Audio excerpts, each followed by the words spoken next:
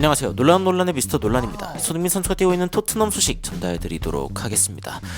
손흥민 선수가 아시안컵에 가 있는 사이에 토트넘의 순환 시대가 이어지고 있습니다. 에버튼과의 경기에서 2대2로 무승부를 거두는 상황이 된 것인데 너무 아쉬웠죠. 가장 큰 아쉬움은 이번 경기 토트넘의 축구가 아니라 에버튼의 축구를 했기 때문인데 이게 무슨 소리인지 바로 들어가 보시죠.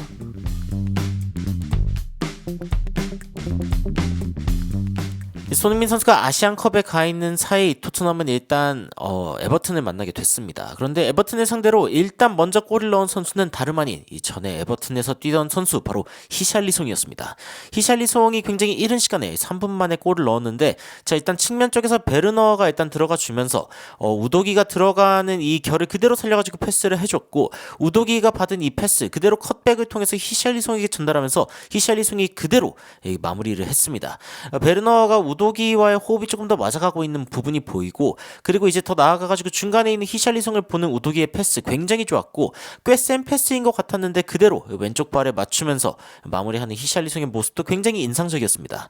약간 손흥민의 마무리가 생각나는 이 원터치 마무리 굉장히 좋고, 그리고 히샬리송이 자신의 친정팀에게 골을 넣었기 때문에 일단 두 손 모아서 약간 이렇게 공손하게 절을 하는 모습을 보여주기도 했습니다.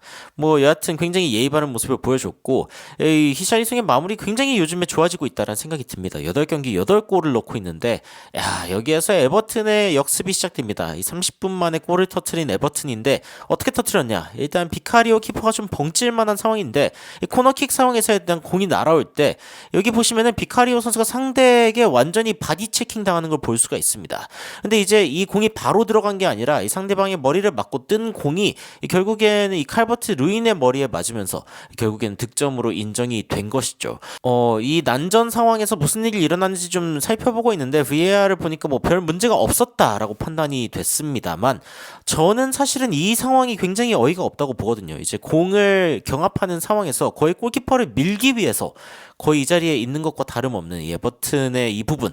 근데 이제 맨시티전에서 이렇게 실점을 했다 보니까 결국에는 비카리오 키퍼를 상대하는 다른 팀들도 똑같이 이런 전략을 쓰고 있고, 이 토트넘 선수들도 약간 나와서 수비를 하고 있는 모습인데 이런 부분들이 좀 문제가 되고 있습니다. 지속적으로 이런 실점이 나오고, 안제 포스테코글루 감독은 이 판단에 대해서 굉장히 마음에 안 든다는 그런 표정을 보이기도 했죠. 비카리오 키퍼 역시 굉장히 벙찐 모습인데, 여하튼 이 상황에서 다시 한번 골을 넣은 것은 히샬리송이었습니다. 베르너가 측면으로 들어간 다음에 이 바깥쪽에 있는 이 메디슨에게 패스를 줬고, 메디슨은 자신의 뒤쪽으로 돌아 들어가고 있는 히샬리송에게 패스를 주면서 히샬리송이 그대로 오른발로 이번에는 마무리를 했습니다. 그러고 보니까 양발로 마무리를 한 것인데 손흥민 선수가 생각나는 대목이 있습니다. 이번에는 오른발로 마무리를 하면서 오늘 경기는 내가 손흥민이다 라고 이야기하는 듯한 그런 경기력을 보여줬습니다. 후반전에는 드라구신의 모습도 볼 수가 있었는데 여하튼 수비를 강화하러 들어갔죠. 그런데 웬걸 이 세트피스 상황에서 실점을 하면서 결국에는 토트넘이 2대2로 비기게 되었습니다. 후반 추가 시간인데 요즘에 추가 시간에 골 넣는 게 유행인가요? 이란도 일본을 상대로 추가 시간에 넣고, 한국도 추가 시간에 골을 넣고 난리도 아닌데, 여하튼 이 추가 시간에 에버튼이 골을 넣으면서 토트넘이 2대2 동점을 기록하게 되었습니다. VAR까지 돌려봤는데 혹시 옵사이드인가 해서 봤더니 온사이드였어요. 또 이것도 진짜 간발의 차이인데, 여하튼 토트넘 입장에서는 불운하다라고만 볼 수 없는 게 에버튼이 자신의 경기를 가져간 시간이 꽤 길었습니다. 그리고 경기 막판에는 결국에는 이 토트넘을 상대로 골까지 터뜨리면서 2대2 무승부까지 거두게 된 것이죠. 이게 사실은 불합리하다라고 볼 수가 없는 게 체크해보니까 에버튼이 골 기대값 2.89를 기록해서 3골을 넣을 정도의 기회를 만들어냈고, 토트넘 같은 경우에는 0.85, 그러니까 오히려 이제 이 히샬리송의 결정력이 좋았다라고 이야기할 수밖에 없는 상황입니다. 히샬리송 덕분에 살았다. 이거는 마치 이제 손흥민 선수가 이 굉장히 좋은 골 결정력으로 마무리를 해가지고 토트넘을 멱살 캐리할 때 그 느낌과 굉장히 비슷한데, 여하튼 토트넘 2번의 세트피스에서 이제 골을 내주면서 굉장히 아쉬웠다라는 생각이 듭니다. 특히 이제 수비진에서는 6점대의 선수들도 꽤 보이고, 그리고 교체에 들어온 라두 드라구신 같은 경우에는 경기 최저 평점인 6.4점을 받게 되었습니다.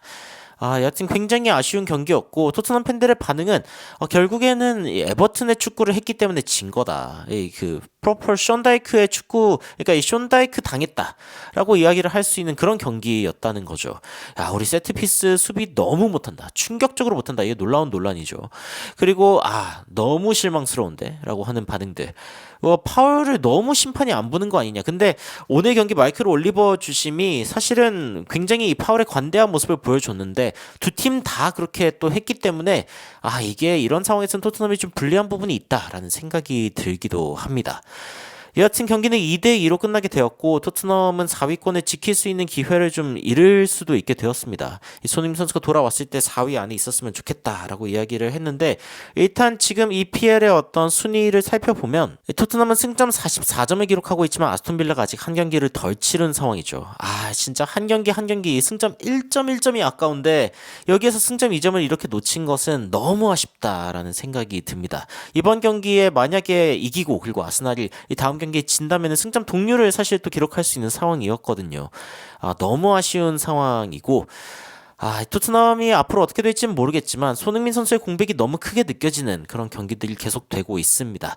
손흥민 선수가 그리고 돌아오면은 당연히 주전이라고 생각하는 게 이상하지 않냐라는 이야기를 또 하시는 분들이 있던데 말이 안 되죠. 지금 토트넘의 상황은 훨씬 더 많은 공격 기회가 필요하고 마무리도 더 많이 해야 되는 상황인데 기대 이하의 공격 상황이라고 좀 이야기할 수 있습니다. 적어도 토트넘이 노리는 것이 탑4의 진입 그리고 우승까지 생각하는 거라면 말이죠.